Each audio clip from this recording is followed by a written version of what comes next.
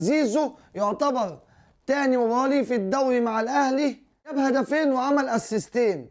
اللي فرقتك بالكامل بالمحترفين بالصفقات الجديده بالموجودين محدش جاب هدفين او عمل اسيستين منهم.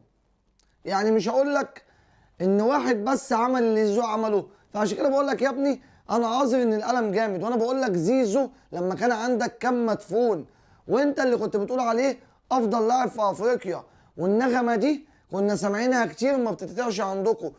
وانا بقول لك ان ده احسن لاعب عندك في اخر 5 سنين والقلم شديد عليك وانا عذرك. نفس الاسطوانه لما حصلت مع امام عاشور ومع بن شرقي، لما قلت امام عاشور ما جابش نص مستواه اللي كان بيه مع الزمالك، انا بقول لك يا ابني ما فيش الكلام ده. امام عاشور في الزمالك في ال5 سنين ما خدش نص البطولات اللي خدها مع الاهلي، ما خدش جوائز فرديه نص او ربع اللي خده مع الاهلي، ما جابش هداف الدوري، ما تألقش وعمل اللي عمله مع الاهلي. وانا بقول لك لسه عليهم كتير، وزيزو هيبقى زيه وبن شرقي. وانا بقول لك ما تخليش فرحتك تنسيك ان انت في اقرب مطب بترجع تعيط تاني وتشتغل في صياح، وبترجع تقول الزمالك بيتحارب وبيعملوا عليه تجارب.